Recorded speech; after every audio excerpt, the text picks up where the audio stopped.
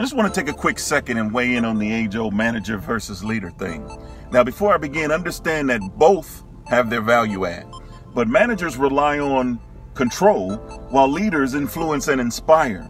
Managers have subordinates who must, while leaders have followers that choose. Managers have authority that has been vested in them by the company, and they take comfort in knowing that a subordinate must do as told, where leaders believe more in earning trust, earning respect, engaging in the heart. While managers do things right, leaders do the right thing. And let me reiterate, managers and leaders are both important, but when you find both qualities in one person, that's where the magnificence happens. It's almost like hitting a professional jackpot. And they have the skill set to map out a path and motivate others to follow them down that path. Which are you and which do you work for?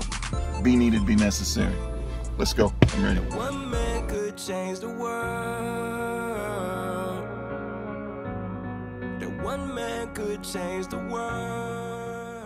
So why I do what I do? Before I answer that, let me ask you this.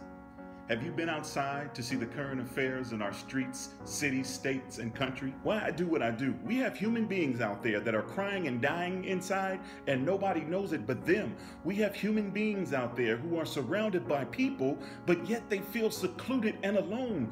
We have human beings that have housing, but do not have a home. And all of these humans live in a country in which we call the United States. We have gunmen, rapists, broken moral compasses, abuse of authority, leaders who have never learned to lead. We have corporations, organizations, schools, churches that are underperforming, and they cannot figure out why. And some of these places have some brilliant, unparalleled minds under their employ, but when it comes to unleashing and unlocking their talent, motivating and inspiring, they fall short. Some of these organizations have people on staff that are making $50,000 to $100,000 and can't put in a full day of good hard work. I mean, on my way here, I passed two people who had a sign that said they would work for food. I do what I do because ever since I was small, I've always been intrigued by great orators who could captivate, motivate, and inspire.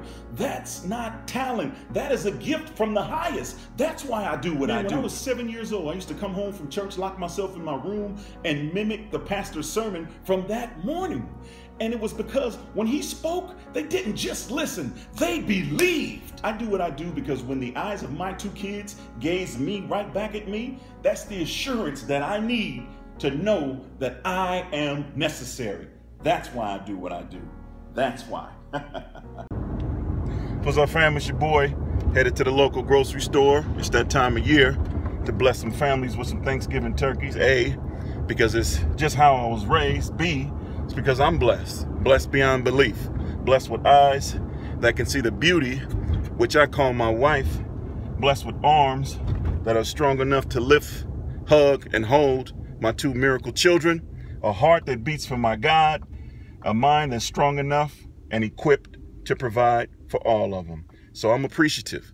And you know, reciprocation of appreciation equals duplication. So go out and duplicate something. Be well.